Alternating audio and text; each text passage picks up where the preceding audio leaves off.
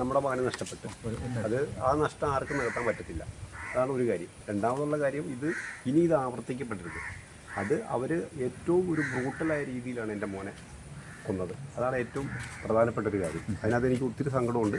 ഇനി വീണ്ടും ഇത് ആവർത്തിക്കപ്പെടരുത്. അതിന് വേണ്ടിയിട്ടുള്ള നിയമ നടപടികൾ ഏത് രീതിയിൽ ചെയ്യണം, അതിന് വേണ്ടിയിട്ട് ഞാൻ എന്ത് സഹായങ്ങളും ഞാൻ ചെയ്യും. അതായത് പോലീസിൻ്റെ ഭാഗത്തുനിന്ന് ഇന്ന് വരെയുള്ള അന്വേഷണത്തിൽ ഞാൻ 100% തൃപ്തനാണ്. അതിനകത്ത് ഒരു കുഴപ്പമില്ല. പോലീസ് ഏറ്റവും ഭംഗിയായിട്ട് കാര്യങ്ങൾ നിർവഹിക്കുന്നുണ്ട്. പക്ഷേ CISFൻ്റെ 2 പേരെ ഇപ്പം അറസ്റ്റ് ചെയ്തിട്ടുണ്ടെന്നാണ് എനിക്കറിയാൻ തോന്നിയത്. അവരെ സസ്പെൻഡ് ചെയ്തിട്ടേ ഉള്ളൂ. അവരെ സസ്പെൻഡ് ചെയ്താൽ പോരാ. വെറുതെ സസ്പെൻഷനിൽ CISF ഇത് നിർത്തി തീർക്കാനാണ് ഉദ്ദേശിക്കുന്നതെങ്കിൽ അതാണോ എനിക്ക് നഷ്ടപ്പെട്ടത്? അല്ല.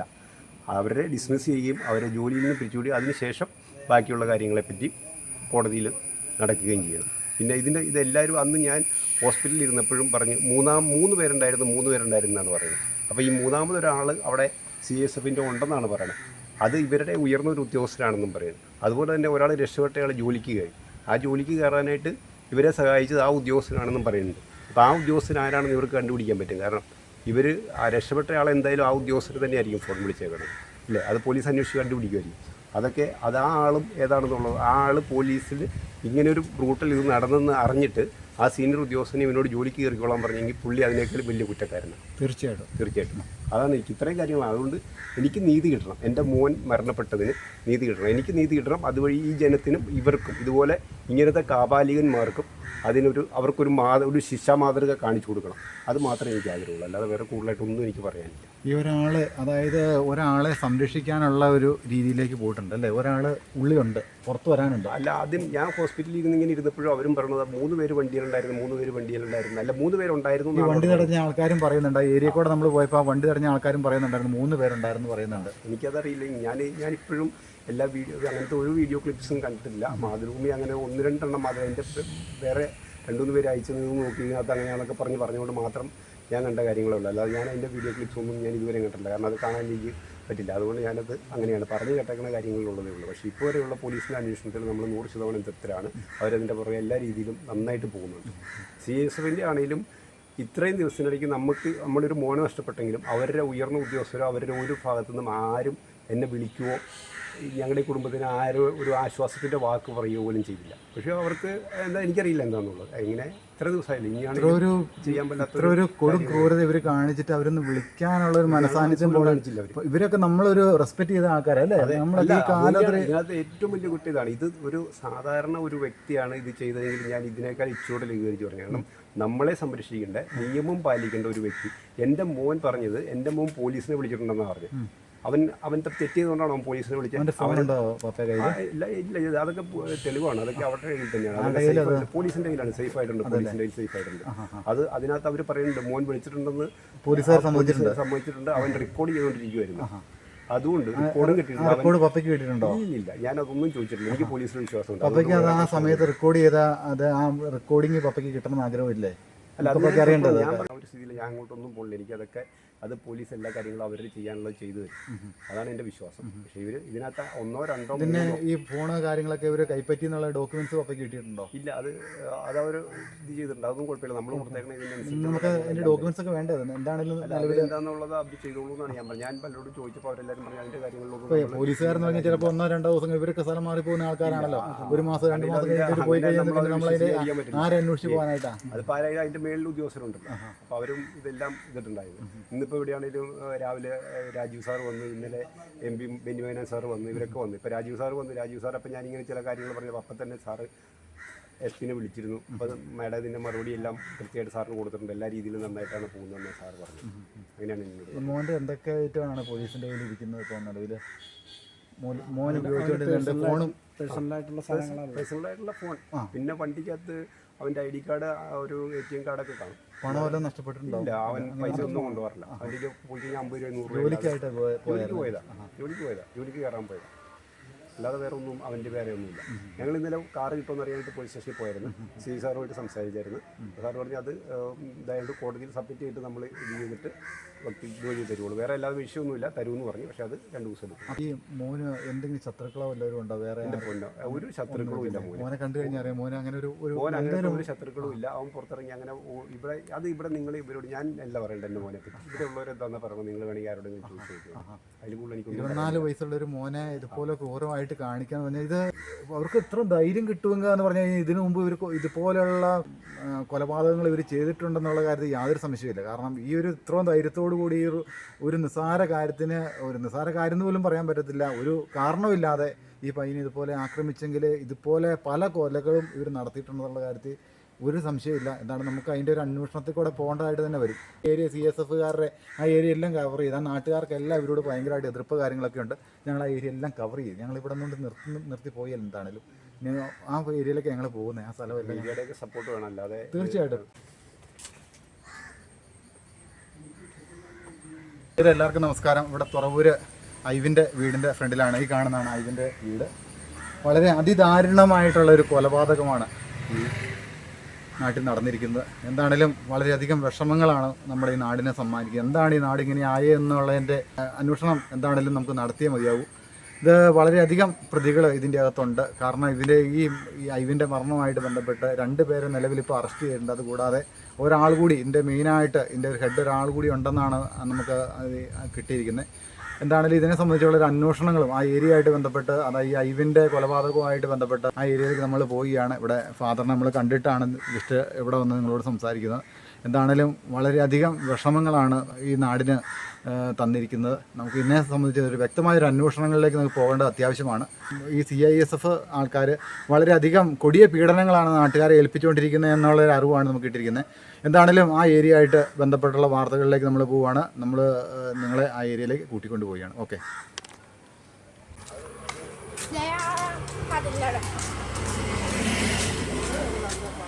എന്തോ അല്ലല്ല അല്ലല്ല ഡിജിറ്റൽ ന്യൂസ് അവിടെ ആ പോസ്റ്റിന് ക്യാമറയുണ്ട്. ഏത് പോസ്റ്റ്?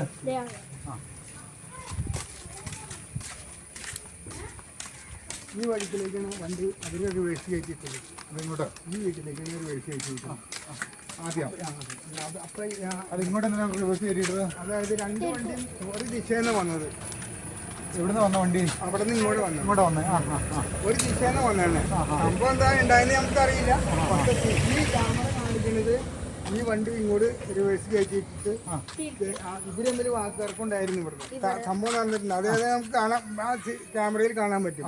അപ്പൊ ഈ CSFകാരുടെ വണ്ടി ഇങ്ങോട്ട് കയറ്റി റിവേഴ്സ് അതിന്റെയാണ് ഈ പാട് കാണുന്നത്. അത് മാത്രമല്ല, ഇപ്പൊ ഞാൻ ഇവിടെ കാണിച്ചു തരാം. ഈ മരിച്ച കുട്ടി എങ്ങനെയാ അവര് തിരിച്ചു പോകാൻ വേണ്ടി ഇവര് വാക്കുതർക്കുണ്ടായപ്പോ തിരിച്ചു പോകാൻ വേണ്ടി അതായത് ഇവൻ പോലീസിനെ വിളിച്ചു. മരിച്ച പയ്യൻ പോലീസിനെ വിളിച്ചു. പോലീസിനെ വിളിച്ചു കഴിഞ്ഞപ്പോൾ ഇവർക്ക് തിരിച്ച് പോലീസിന് ബന്ധപ്പെടാണ്ടിരിക്കാൻ വേണ്ടി ഇവർക്ക് തിരിച്ചു പോകണം. അങ്ങനെ ഇവർ മദ്യപിച്ചിട്ടുണ്ടായിരുന്നു ഞങ്ങളുടെ ശരിക്കുള്ള ഒരു അറിവ് അനുസരിച്ച്. അപ്പോൾ തിരിച്ചു പോകാൻ വേണ്ടി അവർ വണ്ടി റിവേഴ്സ് ചെയ്തപ്പോൾ വിടാണ്ട് ഫ്രണ്ടിൽ കയറി തടുത്ത് കഴിയുമ്പോൾ അവർ കുറച്ചുകൂടി വണ്ടി റിവേഴ്സ് ചെയ്തിട്ട് അപ്പോൾ അവർ വിചാരിച്ചു ഇവൻ ചിലപ്പോൾ തിരിച്ചു പോകുന്നു വിചാരിച്ചായിരിക്കും. എന്തായിരിക്കും എൻ്റെ നിഗമനം എന്താണെന്ന് അറിയില്ല. ഇവനെ വണ്ടി ഇടിച്ചിട്ട് ഇത് ഉണ്ടാവും.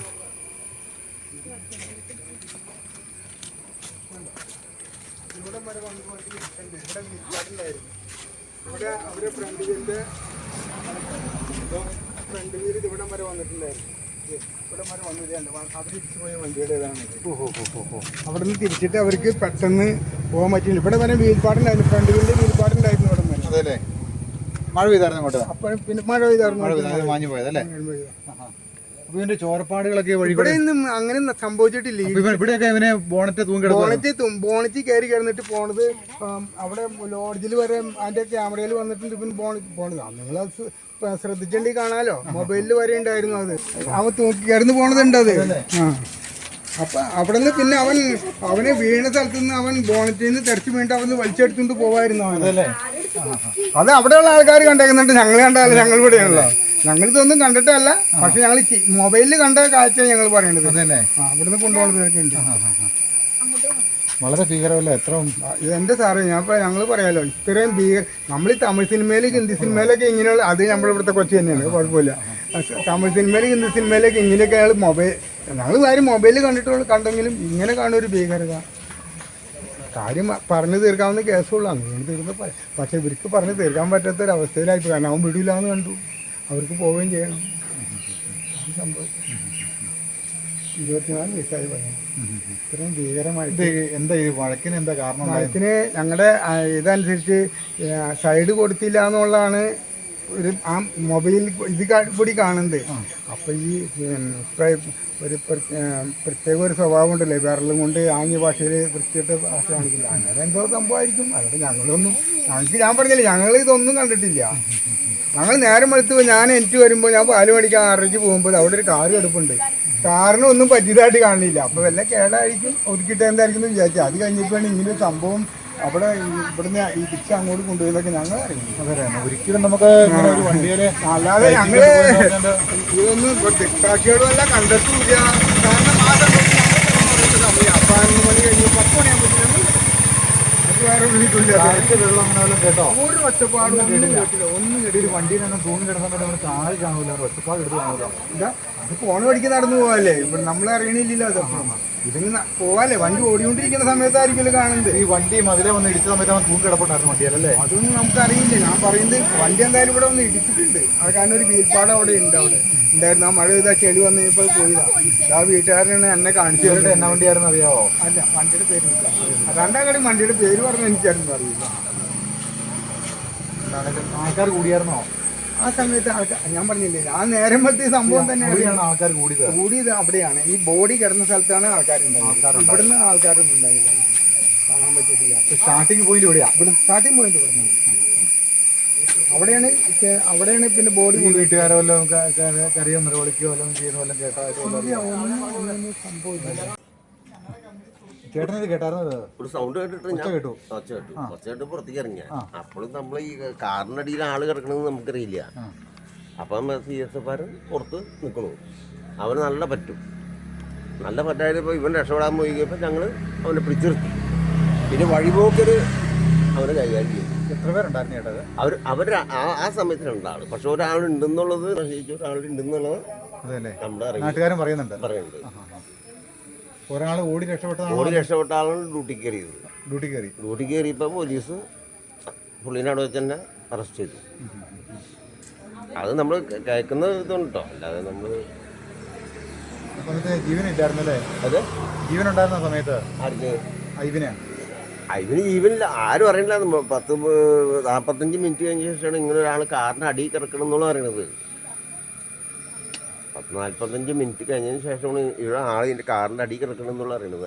റോട്ടിൽ കൂടെ മൊത്തം ബ്ലഡിന്റെ പാടുകളില്ലായിരുന്നോ? എല്ലാ സമയത്ത് ഈ രാത്രിയല്ലേ ഇട്ടല്ലേ അറിയില്ലല്ലോ. പിന്നെ ഞങ്ങൾ ഇവിടുന്ന് പിള്ളങ്ങളൊക്കെ മൊത്തം വിളിച്ചു വരുത്തിച്ചു, കൗൺസിലറെ വിളിച്ചു, കാറൊക്കെ പൊക്കിച്ച് കഴിഞ്ഞപ്പോൾ ആളെ പിടിച്ചു. അന്വേഷണം നല്ല രീതിക്കാണ് ചേട്ടാ? അന്വേഷണം നല്ല രീതിക്ക് പോകുന്നുള്ളൂ. എനിക്ക് വിശ്വാസമില്ല. കാരണം എന്താ പറയുക, ഈ വകുപ്പ് ഇതായിരുന്നു. അങ്ങനെയാണ് ഞങ്ങൾ സംഭവം അറിയണത്. അപ്പോഴേക്കും ഇവൻ ആ CSFകാരൻ അവർ നിൽക്കണല്ലേ അവിടെ തന്നെ ഓട്ടോമാറ്റിക്കിൽ വീണു ആവശ്യതയിൽ. അപ്പോഴാണ് പോലീസുകാർ വന്ന് പറഞ്ഞപ്പോൾ പോലീസുകാർ ഞാൻ പറഞ്ഞു നിങ്ങൾ ഇവരെ കൊണ്ടുപോകുമെന്ന് പറയുമ്പോൾ ഇവർ കൊണ്ടുപോയില്ല. ഇവരുടെ വണ്ടിയിൽ നിന്ന് ഇവർ തന്നെ കൊണ്ടുപോകണില്ല. അപ്പോഴേക്ക് ആംബുലൻസ് വന്നു. ആംബുലൻസ് കയറ്റി കഴിഞ്ഞപ്പോൾ ഞങ്ങളൊക്കെ നോക്കി കഴിഞ്ഞപ്പോൾ സംഗതി തീർന്നു. ഇപ്പോൾ എയർപോർട്ടിൽ അവരെ DIGO ഒക്കെ ഉണ്ട്, മെയിൻ ആളുണ്ടല്ലോ. അവരൊക്കെ ഉദ്ദേശിച്ചിട്ടുണ്ടെങ്കിൽ കേരള പോലീസിനൊക്കെ അവർക്ക് വിലക്കെടുക്കാനുള്ളൂ. കാരണം ഇയാളാണ് ഒരു ഇൻസ്പെക്ടറോ സബ് ഇൻസ്പെക്ടറൊക്കെയാണ്. അവർക്ക് നല്ല രീതിയിൽ സ്വാധീനം ഉണ്ടാവും. അപ്പോൾ ഇന്നലെയൊക്കെ കൊണ്ടുവരണം. ഇന്നലെ നാളെ ഇവിടെ കൊണ്ടുവരുമെന്ന് പറഞ്ഞാൽ നിലവിൽ. പിന്നെ ഒരാളുണ്ടെന്നുള്ളത് നമുക്ക് റിപ്പോർട്ടിൽ അറിയാൻ പറ്റുള്ളൂ. ഈ ഐവിന്റെ ഫോൺ ചെക്ക് ചെയ്ത് കഴിഞ്ഞാൽ അതിൻ്റെ തന്നെ എത്ര പേരാണ് ശരിക്കും ഈ സംഭവ സ്ഥലത്ത് വെച്ച് പോലീസ് സ്റ്റേഷനിലേക്ക് വിളിച്ചു. ഈ സംഭവം നടന്ന ഈ വണ്ടികൾ തമ്മിൽ പ്രസിഡൻ്റ് കഴിഞ്ഞപ്പോൾ ഐവിൻ സ്റ്റേഷനിലേക്ക് വിളിച്ചു. ഈ സ്റ്റേഷനിലേക്ക് വിളിച്ച സമയത്താണ് ഇവൻ കാർ എടുത്തുകൊണ്ട് ബലമായിട്ട് പോകുന്നത്. അപ്പോൾ ആ വഴിക്ക് പോയി കഴിഞ്ഞാൽ അത് ജംഗ്ഷനാണ്, അങ്ങോട്ട് പോയാൽ ഇത് ഉള്ളം വഴിയാണ്. അതുകൊണ്ടാണ് അവൻ ഈ വഴിക്ക് വന്നത്. ഈ പോലീസ് അറിയിപ്പിച്ചിട്ടും അവർ വന്നില്ല. അവർ വരാനായപ്പോൾ ഇവന് മനസ്സിലായ സംഭവം എന്തോ പ്രശ്നം സംഭവിക്കുന്നുള്ള അവന് മനസ്സിലായി. അതുകൊണ്ട് ഈ വഴിക്ക് വന്നു. ആ സമയത്ത് ഉചിതമായിട്ട് പോലീസ് വന്നായിരുന്നെങ്കിൽ ഇത്രയും ഉണ്ടാവില്ല. അത് തന്നെയല്ലേ, പോലീസ് വന്നില്ലെങ്കിൽ കുഴപ്പമില്ലായിരുന്നു. ആ സമയത്ത് ഇങ്ങനെ ഒരു ആഘോഷം ഇവിടെ ഇല്ലെങ്കിൽ പിള്ളേരുണ്ടാവും. അന്ന് ബർത്ത്ഡേ പാർട്ടി ആയിരുന്നു ആ അല്ലെങ്കിൽ പിള്ളേർ ഇവിടുന്ന് ഈ സംഭവം നടന്ന സ്ഥലമായിട്ട് പോലീസ് സ്റ്റേഷനുമായിട്ട് എന്തൊരു ദൂരം 1/2 കിലോമീറ്റർ ഉള്ളൂ. എവിടുന്ന് തിരിഞ്ഞു കഴിഞ്ഞാൽ ആ വണ്ടി ഇറക്കണല്ലേ, അവിടുന്ന് 1/2 കിലോമീറ്റർ പോലീസ് സ്റ്റേഷൻ. വിളിച്ചു കഴിഞ്ഞാൽ വിളിപ്പുറത്തായിരുന്നു വരാം, പോലീസിന് വരാനുള്ള ദൂരം ഉണ്ടായിരുന്നുള്ളൂ. അത്ര സമയത്ത് പോലീസ് ഉചിതമായിട്ട് വന്നില്ല. അങ്ങനെ ഒരു കുഴപ്പമുണ്ട്. വലിയ അകലമൊന്നുമില്ല പോലീസ് സ്റ്റേഷൻ ഇവിടുന്ന്. അപ്പോൾ അത്രയും നേരം പോലീസുകാർ വരാൻ വേണ്ടി പിന്നെ അതുപോലെ തന്നെ മല്യുദ്ധം നടത്തി. കാരണം ഞങ്ങൾ ഇതൊക്കെ പൊക്കി പുറത്തേക്ക് എടുത്തിട്ട് പോലും പോലീസ് വരാണ്ട് നമ്മള് വന്നിട്ടില്ല പോലീസ് വന്നിട്ടില്ല. പുറത്തേക്ക് ഞങ്ങൾ എടുത്തിട്ടു. എന്നിട്ട് 10-15 മിനിറ്റ് എവിടെ കിടന്നതിന് ശേഷമാണ് പോലീസ് വന്നത്. എന്നിട്ട് ഇത് കൊണ്ടാൻ തയ്യാറായില്ല. വണ്ടിക്കകത്ത് അവരുടെ വണ്ടിയിൽ കൊണ്ടാൻ പറഞ്ഞിട്ട് അവര് മോശമായി പെരുമാറി. പോലീസുകാരെ ഡ്രൈവറൊക്കെ മോശമായിട്ട് പെരുമാറിയ.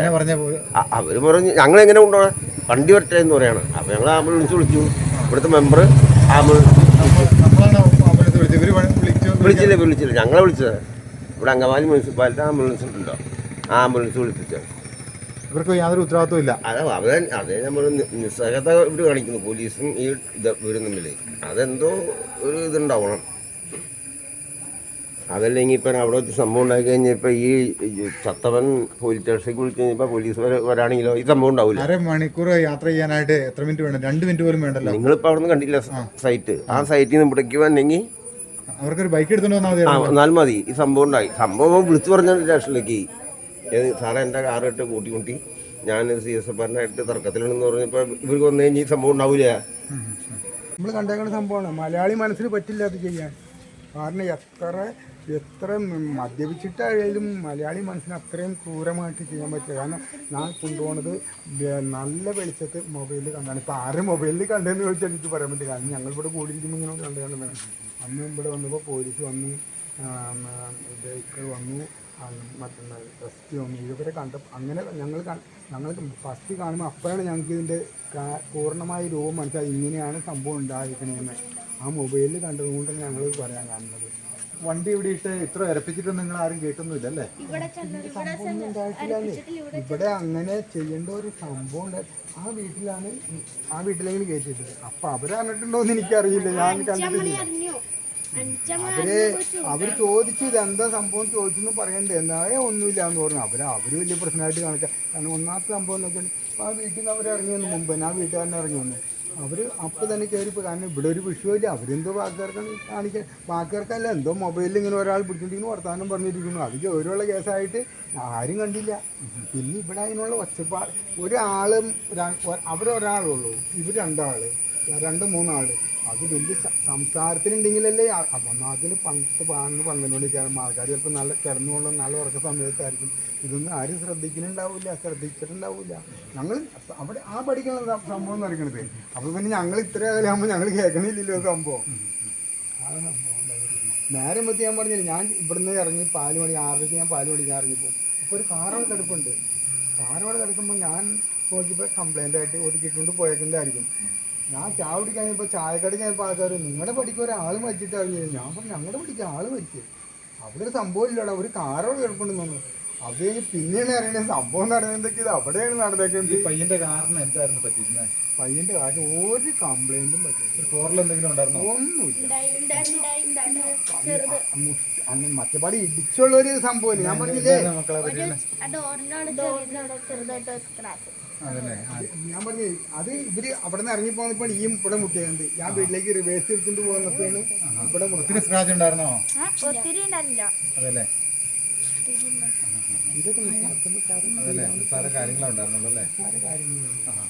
ആരുടെ പേര് കുഴപ്പമൊന്നും നമുക്കൊന്നും പറയാൻ പറ്റൂല. നമ്മൾ കണ്ടിട്ടില്ല കേട്ടിട്ടില്ല. പക്ഷെ ഇതിപ്പോ അവന്റെ പേരിൽ തന്നെയാണെങ്കിലും നീതമായ പ്രവൃത്തിയാണ് ഏതെന്ന് പറയണ്ടല്ലോ. ബൈക്കുമ്പോ പോയി അവന്റെ അപകടം ഉണ്ടായെങ്കിലോ എന്ന് വിചാരിച്ചിട്ട് കാറ് അവന്റെ ഭാഗത്ത് തെറ്റില്ലെന്ന് അവൻ തോന്നിക്കാണും. ഇവര് രക്ഷപ്പെടാൻ തുടങ്ങിയപ്പോ ഇവര് വിടാനായിട്ട്, അതായത് ഇവര് തമ്മിൽ എന്തോ പ്രശ്നം വന്നപ്പോ ഞങ്ങളുടെ ഒരു അറിവനുസരിച്ച് പറഞ്ഞു കേട്ട അറിവനുസരിച്ച് കേട്ടപ്പോൾ ഇവൻ പോലീസിനെ വിളിച്ചു കഴിഞ്ഞപ്പോൾ ഇവര് CSF ജോലിക്കാരാണല്ലോ. പോലീസ് വന്നു കഴിഞ്ഞാൽ ഇവരെ മെഡിക്കൽ ചെക്കപ്പിന് വിട്ട് കഴിഞ്ഞാൽ ഇവർ മദ്യപിച്ചിട്ടുണ്ട്. അതവരെ സംസാരത്തിൽ കൂടി മനസ്സിലായെന്ന് പറഞ്ഞു മദ്യപിച്ചിട്ടുണ്ട്. അപ്പോൾ അത് പിന്നെ പറഞ്ഞു നിർത്താണ്ട് പോയാൽ പോരെ. ഇങ്ങനെ അവർ തിരിച്ചു പോകാൻ ഇവരെ ഈ സംഭവത്തിന് ഒഴിവാൻ വേണ്ടി അവർ പോയിപ്പോൾ തടുത്തു നിർത്തി എന്നാൽ ശരിയാണ്. അന്ന് അതിൽ പിന്നെ സംഭവിക്കില്ലല്ലോ. എന്തോ അവൻ്റെ സമയത്തിൻ്റെ ദോഷം നമുക്ക് എന്താ പറയുക, നമ്മളൊന്നും കണ്ടിട്ടില്ല കേട്ടു. പക്ഷേ അവൻ്റെ വലിയ തെറ്റായാൽ തന്നെയെങ്കിലും ഒരു നീചമായ പ്രവൃത്തിയാണ് ചെയ്തതെന്ന് ഞാൻ പറഞ്ഞു. ഇപ്പോൾ തെറ്റ് ആ മരിച്ചുപോയ പയ്യൻ്റെ കൂടെ ആ പേര് തന്നെ ആയാലും ഇങ്ങനെ ഒരു വണ്ടിയുമൊക്കെ ബോണറ്റുമിട്ട് കൊണ്ടുപോയി ആ 36 മീറ്റർ നീളത്തിൽ ഇവനെ വലിച്ചഴിച്ച് കൊണ്ടുപോയി അവിടെ പോലീസ് തന്നെ പറയുന്നുണ്ടല്ലോ കൊണ്ടുപോയിന്ന്. ഇത്രയും നീചമായിട്ട് ചെയ്യുമ്പോൾ എന്താ ആ മനുഷ്യൻ ആ ചെയ്തവൻ്റെ ഇത് മാനസികാവസ്ഥ എന്താണെന്ന് ആലോചിച്ച് നോക്കിയേ. 36 മീറ്റർ വലിച്ചഴിച്ച് കൊണ്ടുപോയി അടയാളമുണ്ട് അവിടെ. ചോരയുടെയും അവൻ്റെ ബൂട്ട് തേഞ്ഞു പോയിട്ടുള്ള അടയാളമുണ്ട് അവിടെ. ഞാനും പോയി കണ്ടാണ് അത്. അപ്പം അതൊക്കെ അങ്ങനെ ഇത്രയും നീചമായ അവൻ്റെ ഒരു വശം എന്താ ഇടിച്ച് വെറുതെ കൊണ്ടുപോകണമെങ്കിൽ അവൻ്റെ ഒരു വശം മാത്രം പോവോ? ഇത്ര നീചമായ പ്രവൃത്തി. വണ്ടി കയറ്റുപാട് ചെയ്തല്ലോ. ആ കയറ്റി ഇറക്കി കൊണ്ടുപോയില്ല അവര്. ഫ്രണ്ടിലെ ടയർ കയറ്റിയിട്ട് ഉടക്കിയിട്ട് കറങ്ങിയിട്ടാണ് അവർ കറക്കി കൊണ്ടുപോയത്. അതാണ് ഞാൻ പറഞ്ഞത്, കറക്കി കൊണ്ടുപോയി ഇത്ര നീചമായ രീതിയിലൊക്കെ ചെയ്യാന്ന് പറഞ്ഞാൽ അത് ഒരു കാര്യം ഇത്രേ ഉള്ളൂ. CSF എന്ന് പറഞ്ഞാൽ ജനം പേടിക്കണമെന്നുള്ള രീതിയാണ്. ആ രീതി ഞങ്ങളുടെ ഈ ഭാഗത്തുനിന്ന് വിട്ടു കഴിഞ്ഞു. ഇപ്പം ഈ CSF എന്ന് പറഞ്ഞാൽ അവരുടെ ജോലി സ്ഥലത്ത് പുറമെ വന്ന വെറും പട്ടി കടിക്കാൻ വന്ന കല്ലിന് എറിയണ മാതിരി തന്നെ കല്ലിന് എറിയും ഞങ്ങൾ ഇഞ്ഞും. അത് ഞങ്ങൾ തീരുമാനം എടുത്തു കഴിഞ്ഞിട്ട് ഇവിടെ CSF ഇഞ്ഞും ജോലി സ്ഥലത്ത് നിന്ന് പുറത്തിറങ്ങി കഴിഞ്ഞാൽ എൻ്റെ ഈ പിള്ളേരെ വരെ പേടിപ്പിച്ചാണ് CSFൻ്റെ പിള്ളേർ ഈ ഗ്രൗണ്ടിൽ. ആ ഗ്രൗണ്ടിൻ്റെ മോളിൽ കൊച്ചിനടിച്ചിട്ടുണ്ടോ പിള്ളേര് അവര് പറയണെന്ന് അറിയാമോ, ഞങ്ങളുടെ അപ്പ മോനെ എന്നെ അടിച്ചേക്കുന്ന